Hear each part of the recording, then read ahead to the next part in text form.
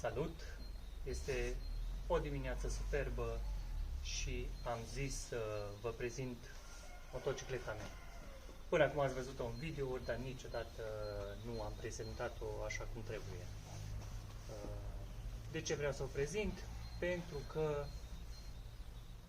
eu consider că am ajuns într-o fază finală de transformare a acestei motociclete într-o motocicletă adventure, făcută cu un buget limitat. O să vă spun și prețurile, prețurile motocicletei și prețurile accesorilor, ca să vă faceți o idee cam cu cât poți să-ți faci o motocicletă adventure pe care să te poți baza indiferent de mediul în care te afli. Hai să începem cu motocicleta și după aceea continuăm cu accesoriile.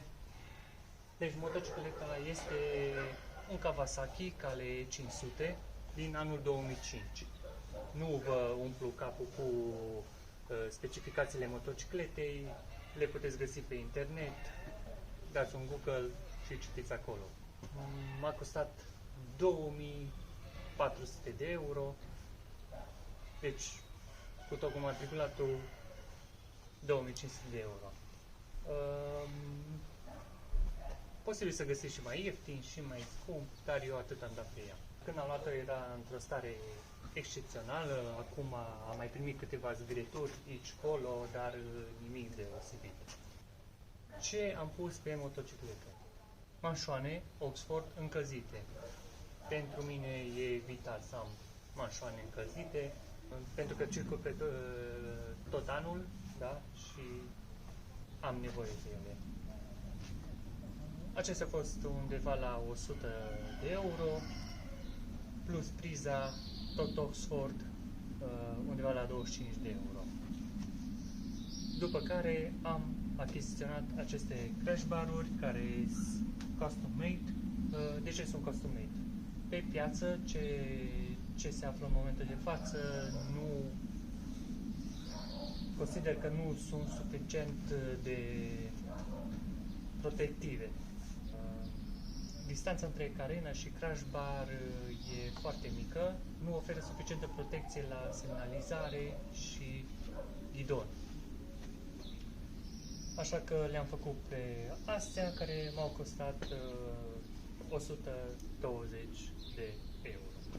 După care am pus pe crash bar-uri niște dry bag-uri de la SV Motec, luate, le-am primit ceva reducere, deci am dat cam 80 de euro pe ele.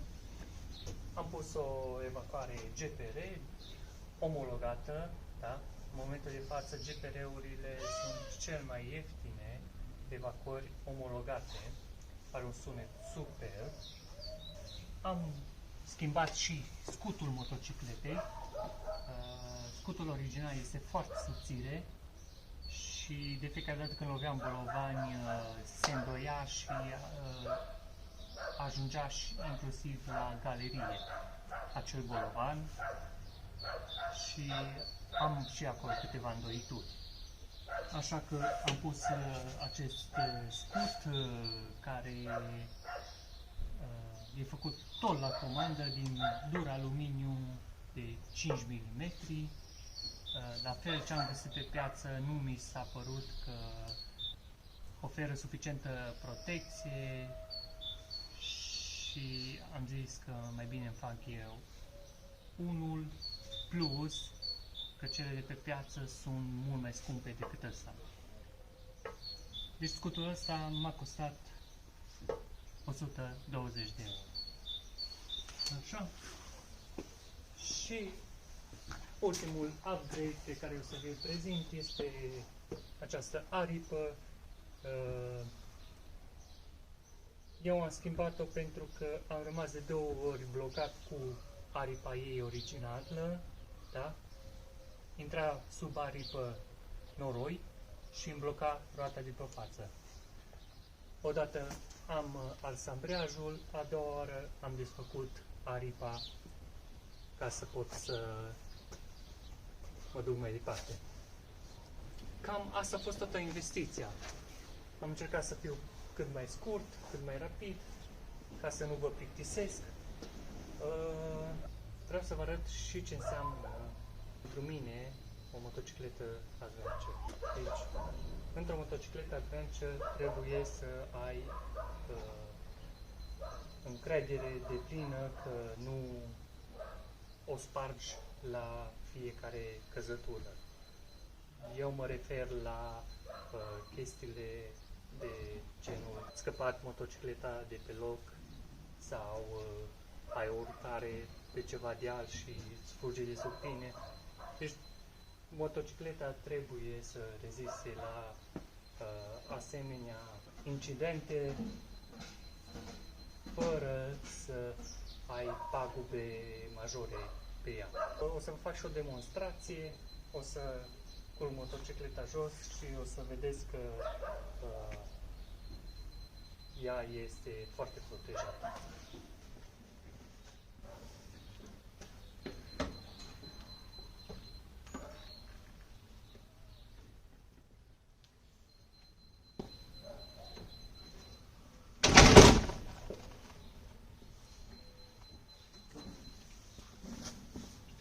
Da? Deci motocicleta e jos. Să vedem cum se vede. Se vede perfect. Hai să facem și un cadru mai de aproape, să vedeți cum stă motocicleta când e culcată. Da? Nu atinge carena. Da? Se vede foarte frumos. E culcată foarte frumos.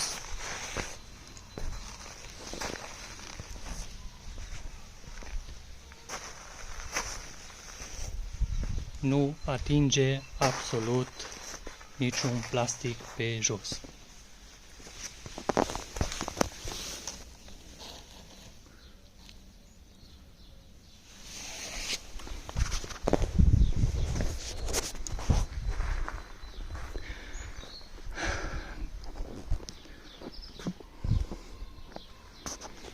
Bun. Cu această ocazie o să vă arăt și cum să ridicați motocicleta de pe jos. Bun. Și acum să ridicăm motocicleta de pe jos. Dacă e căzută pe partea dreaptă, să vă asigurați că cricul este coborât, da? Și ce mai recomand eu, ca să nu vă chinuiți, este să o băgați în viteză.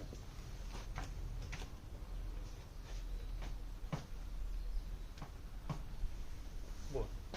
Dacă e băgată în viteză și motocicleta e la vale cum e în momentul de față, nu o să se ducă în spate. Ghidonul, da, trebuie să fie tras într-o parte, în partea în care e căzut, pentru că o să prinzi de el, da, și o să ridici motocicleta.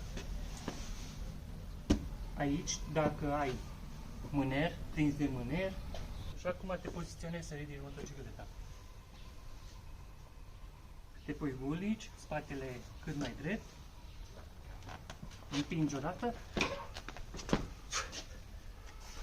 și ea e sus. Da?